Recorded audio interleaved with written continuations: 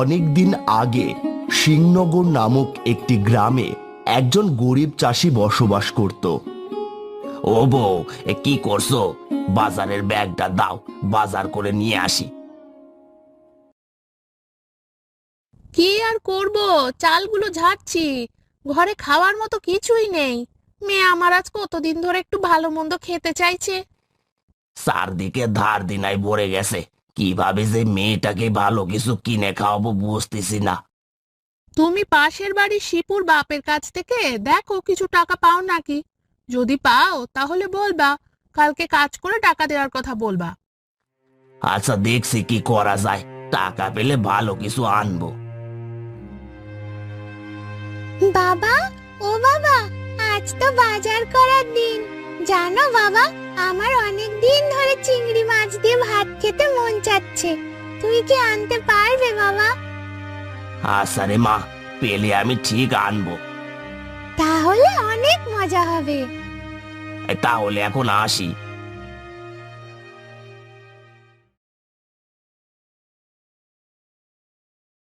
বলছি, বাড়িতে কি কেউ আসো নাকি গো? আরে কাকা, কিছু বলবে নাকি? হ্যাঁ বাবা, তোমার বাবা কি বাড়িতে আছে নাকি? আপনি এখানে দাঁড়ান, আমি বাবাকে ডেকে দিচ্ছি। বাবা, ও বাবা, তোমাকে ডাকছে কাকা। কি ব্যাপার, কি হয়েছে তো? বলছি, বা আমাকে কটা টাকা ধার দেবে গো। আমি কালকে কাজ করার পরেই তোমাকে সব টাকা পরিশোধ করে দেব, তুমি কোনো চিন্তা করো না। আমার কাছে তো টাকা নেই বললেই চলে রে, তোকে আমি আর টাকা কিভাবে ধার দেব? তুমি আমায় কটা টাকা ধার দিলে বড্ড উপকার হতো গো। বাড়িতে খাওয়ার মতো কোনো সবজি তরকারি কিছুই নেই। মেয়েটা আমার অনেকদিন ধরে ভালো মন্দ খেতে চেয়েছে, চিংড়ি মাছ খেতে চেয়েছে, আমি ওকে কিছু খাওয়াতে পারিনি। তোকে 10 টাকার বেশি দিতে পারবো না ভাই, আমার কাছে অত টাকা নেই। তাহলে তাই দাও, ওতে আমার অনেক হবে গো। শিবু, গিয়ে 10টা টাকা নিয়ে আয় তো, এসে দে তোর কাকাকে।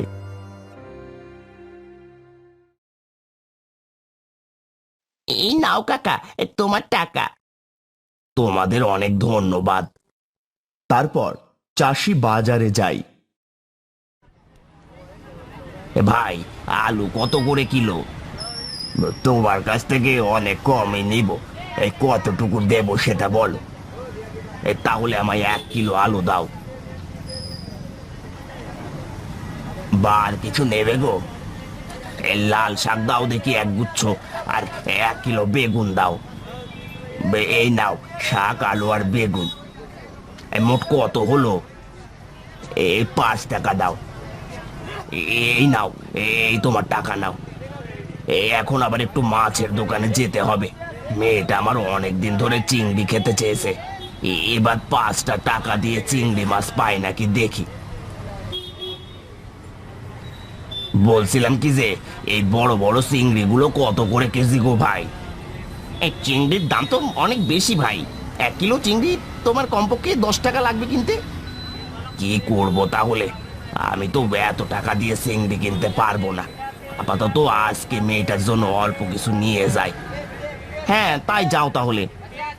তাহলে তুমি আমাকে ½ কিলো চিংড়ি দাও। এই নাও তোমার চিংড়ি, এই নাও তোমার টাকা। আসলে কি, আমাদের মতো গরিবের এসব খাওয়ার আশা করাই তো দুরাশা গো। মেয়েটা অনেকদিন ধরে খেতে চেয়েছিল, তাই একটু ধার দেনা করে কিনলাম। তারপর চাষি চিংড়ি মাছ কিনে বাড়িতে যায়। কই গো গিন্নি, কোথায় গেলে? এই দেখো, চিংড়ি মাছ নিয়ে এসেছে আমার মেয়েটার জন্য। কই কই দেখি দাও, আজ আমার মেয়েটা আরাম করে কয়টা ভাত খেতে পারবে। কিন্তু আমি চিন্তা করছি, এটা যে এত ধার দেনা কিভাবে শোধ করব সবাইকে। এই চিংড়ি কত করে নিয়েছে গো? অনেক টাকা দাম গো, 1 কিলো চিংড়ি 10 টাকা করে। কি বলছো গো তুমি? হ্যাঁ গো, আমি ঠিকই বলেছি, অনেক টাকা করে চিংড়ির দাম। তুমি এত ধার দেনা কিভাবে শোধ করবে, আমি তো এটাই ভাবছি। চারিদিকে শুধু ধার দেনায় ভরে গেল, মনে হচ্ছে জীবনটা না রেখে মরে যায়। সবাই বাইরে বের হলে শুধু জিগাই আমার টাকা কবে দেবে। সেদিন মহাজন এসে বলছিল যে কবে টাকা দেবে। তুমি যেভাবেই হোক তাড়াতাড়ি টাকা জোগাড় করো। চিন্তায় চিন্তায় মাটিতে মিশে যেতে ইচ্ছে করছে। আমি বলছি কি, তুমি একটা কাজ করো, নাহলে আমার মাথায় একটা বুদ্ধি এসেছে। কি বুদ্ধি?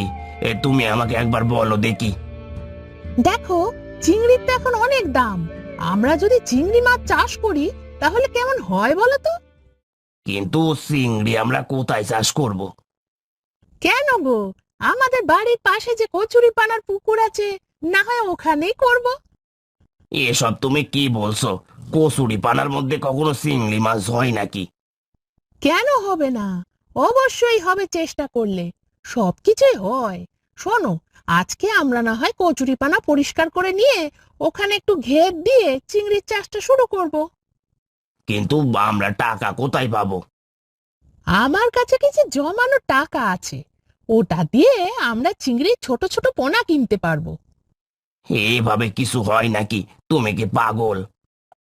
আগে পুকুরটা পরিষ্কার করি, তারপরেই না হয় দেখব। তারপর বিকেলের দিকে তারা পুকুরটি পরিষ্কার করতে যায়। তারা পুকুর পরিষ্কার করতে করতে সেখানে একটি গলার হার পেয়ে যায়। দেখো দেখো, গলার হারটা কি সুন্দর। আরে বাহ, তাই তো, অনেক সুন্দর। হঠাৎ তার মধ্য থেকে একটা সুন্দর পরী বেরিয়ে আসে। হে মা, তুমি আবার কে? আর হাত থেকে বেরোলে কিভাবে? আমি হলাম নীলপরী। কয়েকটা দুষ্টু পরী আমাকে ধাওয়া করায় আমি এই হাড়ের রূপে এখানে পালিয়েছিলাম, কিন্তু এই কচুরিপানার জন্য আমি আর বেরোতে পারছিলাম না এখান থেকে। তুমি এসব কি বলছো? এরকম কোনো কিছুই হতে পারে নাকি? আমি সত্যি বলছি গো, তোমরা আমাকে অনেক বড় একটা উপকার করলে। তোমরা আমাকে কচুরিপানার মধ্যে থেকে উদ্ধার করেছো। তোমাদেরকে যে আমি কি বলে ধন্যবাদ দেব। হে মা, এসব তুমি কি বলছো? তোমাকে উদ্ধার করতে পেরে আমাদের অনেক ভালো লাগছে। সে না হয় বুঝলাম, কিন্তু তোমরা এখানে কি করছো? আর এই কচুরিপানাই বা পরিষ্কার করছো কেন? আসলে আমরা অনেক গরিব মানুষ, একবেলা খেয়ে একবেলা না খেয়ে কাটিয়ে দিই।